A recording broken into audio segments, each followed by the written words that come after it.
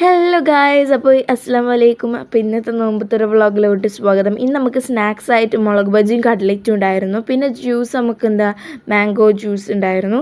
And ഇന്നത്തെ main dish എന്ന് പറയുന്നത് ബിരിയാണിയാണ് കേട്ടോ. നമ്മുടെ മലപ്പുറം സ്റ്റൈൽ ബിരിയാണി എൻ്റെ ഉമ്മ ഉണ്ടാക്കിയതായിരുന്നു. പിന്നെ ബത്തക്ക ഉണ്ടായിരുന്നു. ബിരിയാണിക്ക് വേണ്ടിയിട്ട് ഞാൻ ഭയങ്കര എക്സൈറ്റഡ് ആണ്. പിന്നെന്താ പറയുക, ഈ ഒരു സ്നാക്സ് ബിരിയാണി ആയതുകൊണ്ട് തന്നെ സ്നാക്സ് ഉപ്പാനോട് കൊണ്ടുവരണ്ടെന്നും പറഞ്ഞിട്ടുണ്ടായിരുന്നു. ഉമ്മ ഉണ്ടാക്കുന്നില്ല എന്നും പറഞ്ഞിട്ടുണ്ടായിരുന്നു. പക്ഷേ ഉപ്പ എന്തായാലും ഉപ്പാൻ്റെ കടയിൽ നിന്ന് കൊണ്ടുവന്നിട്ടുണ്ടായിരുന്നു കേട്ടോ സ്നാക്സ്.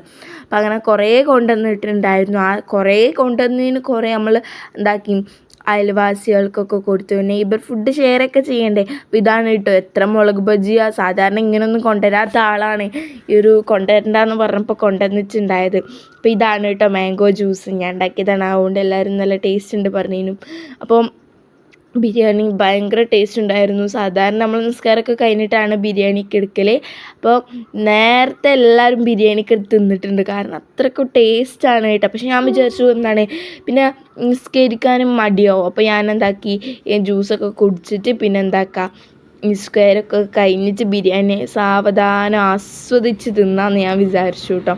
അപ്പോൾ മുളക് ബജി തിന്നണ്ടെന്ന് വിചാരിച്ചതിന് പിന്നെ അത്രയും കണ്ടാൽ നമുക്കൊന്ന് കൊതിയാവൂലേ. അപ്പോൾ അതുകൊണ്ട് ഞാൻ മുളക് ബജിയൊക്കെ തിന്നിട്ട്. പിന്നെ നിങ്ങൾ സബ്സ്ക്രൈബ് ചെയ്യാതെ കാണുന്ന ആൾക്കാരുണ്ടെങ്കിൽ സബ്സ്ക്രൈബ് ചെയ്ത് സപ്പോർട്ടൊക്കെ ചെയ്യണേ. അപ്പം മുളക് ബജിക്ക് നല്ല എരിവുണ്ടായിരുന്നു, ഞാൻ വിചാരിച്ച പോലെയല്ല. പാതിക്കുപ്പാൻ്റെ കടയിൽ നിന്ന് കൊണ്ടുവരുന്ന മുളക് ബജി എന്ന് പറയുമ്പോൾ കുറച്ച് എരിവൊക്കെ കുറവായിരുന്നു. അതുകൊണ്ടായിരുന്നു എനിക്ക് കൂടുതൽ തിന്നാൻ കഴിയുന്നത്. ബട്ട് ഇതിന് ഭയങ്കര എരിവ് കൂടുതലാണ് കേട്ടോ. പിന്നെ നോമ്പ് തുറക്കാൻ നമ്മളെ കൂടെ നമ്മളെ പോപ്പി സാറും ഉണ്ട്. പിന്നെ പോപ്പി സാറിന് അപ്പുറത്ത് ഇരുത്തിയേക്കാണ് ആൾ. അവിടെ ഇരുന്നാണ്ട് അതിൻ്റെ നോമ്പ് തുറ അവിടെ നടത്തുന്നുണ്ട്. ഓക്കെ, പിന്നെ എല്ലാ സമയവും നോമ്പ് തുറക്കൽ തന്നെയാണ് പണി. അപ്പോൾ നമ്മളെല്ലാവരും ഇങ്ങനെ ഇരിക്കുന്ന കാണുമ്പോൾ നമ്മൾ കൂടി ഇരുത്തൂട്ട അതിനെയും കൂടെ. ഓളും എല്ലാവരും അപ്പുറത്തെ സൈഡിൽ ഇരുന്ന് തിന്നുന്നുണ്ട്. പിന്നെ ഉപ്പയും ഉമ്മയും ഞാനും എൻ്റെ അനിയത്തികളൊക്കെ ആയിട്ട് അങ്ങനെ നോമ്പ് തുറക്കാണ് കേട്ടോ. അങ്ങനെ എന്താ പറയുക, ഞാൻ എൻ്റെ കണ്ണെന്ന് പറയുന്ന മൊത്തത്തിലും ബിരിയാണീൻ്റെ മുകളിലോട്ടാണ്. പിന്നെ അതിൻ്റെ ഇടയ്ക്ക് ഞാൻ ഇങ്ങനെ ഇരിക്കുന്ന സമയം മാത്രം ഞാൻ സൂൺ ഔട്ടായി പോകും ഗൈസ്. എന്താണെന്ന് എനിക്കറിയില്ല, ഈടായിട്ട് ഭയങ്കര സൂൺ ഔട്ടിങ് കൂടുതലാണ്. അപ്പോൾ ഞാൻ ഇവിടെ സ്റ്റോപ്പ് ചെയ്യാൻ വിചാരിച്ചു. പിന്നെന്താ, നല്ല ടേസ്റ്റ് ഉണ്ട്. ഉമ്മാനോട് കോംപ്ലിമെൻ്റ് ഒക്കെ ചെയ്തിട്ട്, കാരണം എനിക്ക് ബിരിയാണി ഭയങ്കര ഇഷ്ടമായി.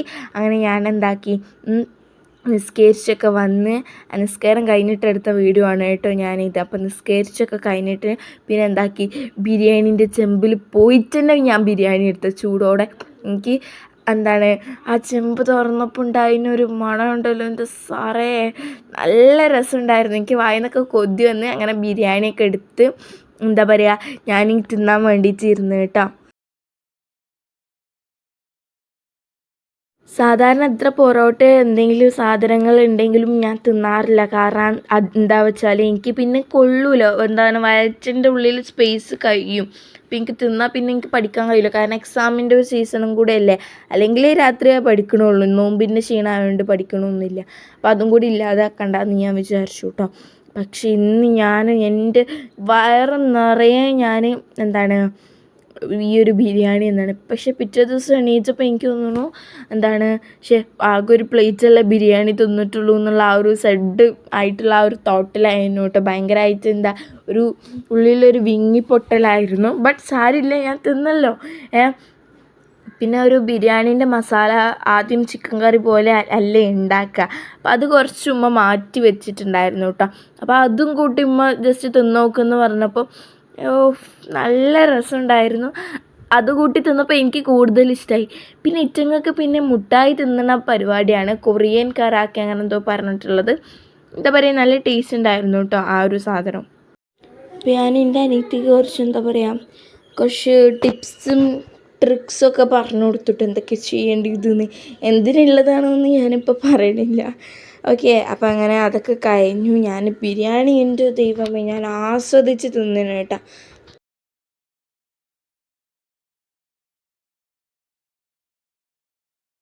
അങ്ങനെ ഞാൻ ഈ ഒരു ബിരിയാണി തിന്നണ സമയം എൻ്റെ ഉമ്മ നിസ്കരിക്കാൻ വേണ്ടിയിട്ട് പോയിട്ടുണ്ടായിരുന്നു കേട്ടോ. അപ്പം എൻ്റെ രണ്ടനിയത്തികളുണ്ടായിരുന്നു ഇവിടെ. എനിക്കറിയാം ഞങ്ങൾ രണ്ടാളും ഇങ്ങനെ ഉമ്മ ഇല്ലാണ്ടിരിക്കുമ്പോൾ എന്തെങ്കിലും ഒരു പ്രശ്നം ഉണ്ടാവും. അപ്പോൾ പിന്നെ ഞാൻ എൻ്റെ ബിരിയാണി എൻ്റെ ബിരിയാണീൻ്റെ ഒരു കാര്യം നോക്കിക്കാണ്ട് ഞാനിങ്ങനെ ഇരിക്കുന്നു കേട്ടോ. എൻ്റെ അനിയത്തിയാക്കി എവിടുന്നോ മൈലാഞ്ചി കിട്ടിയിട്ടുണ്ട്. ആ ഒരു മൈലാഞ്ചി ഏറ്റവും ഇങ്ങനെ നടക്കുകയാണ് കൈമിലിട്ടുകൊണ്ട്. പിന്നെ ഞാൻ എന്താക്കി, കുറച്ച് മാംഗോ ജ്യൂസും കുടിച്ച്, പിന്നെ കുറച്ച് വെള്ളവും കുടിച്ച് രണ്ടും കൂടെ അങ്ങോട്ട് കലങ്ങി പോട്ടെ.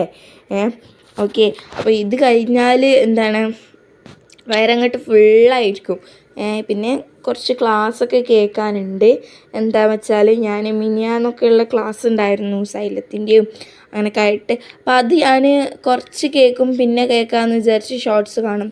അപ്പോൾ അത് കേൾക്കാൻ ബാക്കിയുള്ളത് ഇന്ന് കേൾക്കണമെന്നാണ് എനിക്ക് പ്ലാൻ. അപ്പോൾ എന്താകും എന്ന് എനിക്ക് അറിഞ്ഞൂടാ. എനിവേ ഞാനും എൻ്റെ ബിരിയാണി ഒരു കുഞ്ഞു ലോകത്ത് ഞങ്ങൾ എന്താക്കുന്നു അങ്ങനെ കഴിഞ്ഞു കൂടെയായിരുന്നു കേട്ടോ. അപ്പോൾ അതിൻ്റെ ഇടയ്ക്ക് എൻ്റെ അനിയത്തി വന്നുകൊണ്ട് വെറുപ്പിക്കുന്നുണ്ട്, രണ്ടെണ്ണം വെറുപ്പിക്കുന്നുണ്ട്. പിന്നെ ഞാനങ്ങോട്ട് പറയാൻ നിന്നാലേ വേറെ കളിയായി മാറും. അതുകൊണ്ട് പിന്നെ നമ്മളൊന്നും പറയാൻ നിൽക്കലില്ല.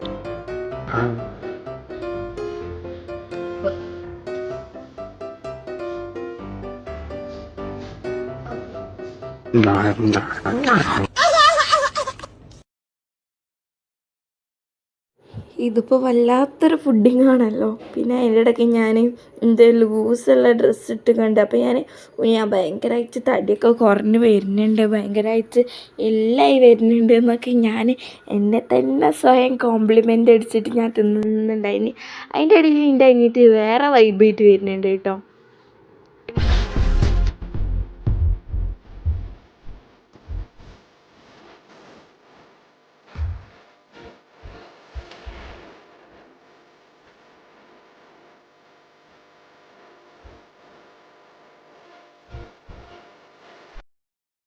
അസ്തഗ്ഫിറുല്ലാഹ്, ഈ കുട്ടികൾ ഈ റമദാൻ മാസം എന്താണ് ഇങ്ങനെയൊക്കെ ചെയ്യണത് അല്ലേ?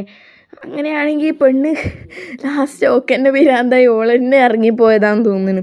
അങ്ങനെ ഞാൻ ബിരിയാണിക്ക് തന്നെ ഇന്ന മടുത്തെന്ന് തോന്നുന്നു. പക്ഷെ ഞാൻ വിട്ടിട്ടില്ല കേട്ടോ. കാരണം ഒരു പ്ലേറ്റെങ്കിൽ ഒരു പ്ലേറ്റ് ഞാൻ തീർത്തിട്ടേ ഇറങ്ങി പോവുള്ളൂ. ഇവളെ നിങ്ങൾ സൂക്ഷിച്ചോ. കാരണം ഭയങ്കര പശക്കാണ്. ഓളെ കാണുന്ന പോലെയല്ല, എന്താ പറയുക, കുരുട്ടാണ്. അപ്പോൾ ഈ ഓള് ഭയങ്കര ഒരു അമിട്ട് പോകുമ്പോഴാണ് വീട്ടിൽ തന്നെ. അപ്പോൾ ഓള് ക്യാമറേന് മുമ്പ് വരുന്നതേ എനിക്ക് ഭയങ്കര ഇഷ്ടമില്ലാത്ത കാര്യമുണ്ട്. പക്ഷെ അതിൻ്റെ മുമ്പിൽ എങ്ങനെയെങ്കിലും ഓൾ എത്തിപ്പെടും, അതാണ് പ്രശ്നം. അങ്ങനെ ഉമ്മ നിസ്കാരമൊക്കെ കഴിഞ്ഞ് വന്നിട്ടുണ്ടായിരുന്നു കേട്ടോ. എന്നിട്ട് ഉമ്മ ബിരിയാണി തിന്നാൻ വേണ്ടിയിട്ടിരുന്നു. അങ്ങനെ ഞാൻ ഉമ്മാനോട് കുറേ വർത്താനം പറഞ്ഞ് അങ്ങനെ ഇരിക്കേനും.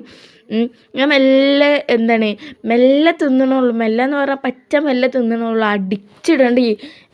എന്നിട്ട് ഞാനിവിടെ സ്പീഡ് കൂട്ടി ഇത് ഈ തിന്നണന്നേ ഉള്ളൂ.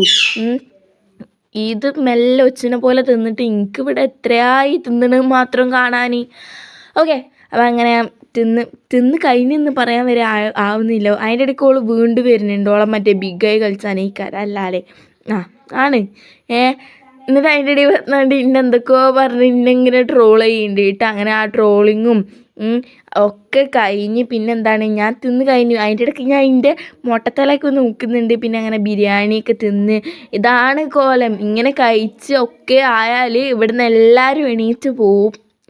പിന്നെ അതൊക്കെ കഴിഞ്ഞ് കേട്ടോ. പിന്നെ ഞാനായി ഉമ്മയായി ഞങ്ങളുടെ പാടായി അങ്ങനെയാണ് ആവാറ്.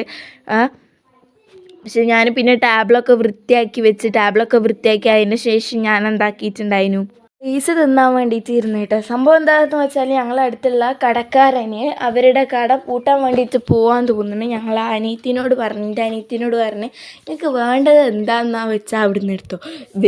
ഇവർ അവിടുത്തെ എല്ലാ ലേസും പെറുക്കി കൊണ്ടുവന്നാണ്.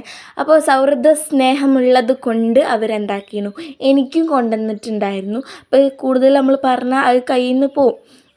അപ്പോൾ അങ്ങനെ അതൊക്കെ തിന്നു. പിന്നെ അതാണ് എൻ്റെ മൊട്ടത്തല നോക്കൂ ഗൈസ്, കഷണ്ടി ആവുന്നുണ്ട്. ഈ അടുത്തായിട്ട് റിഫിന് ഭയങ്കര വേറെ ട്രെൻഡ് എടുക്കേണ്ടി വരും ഇങ്ങനെ പോവുകയാണെങ്കിൽ.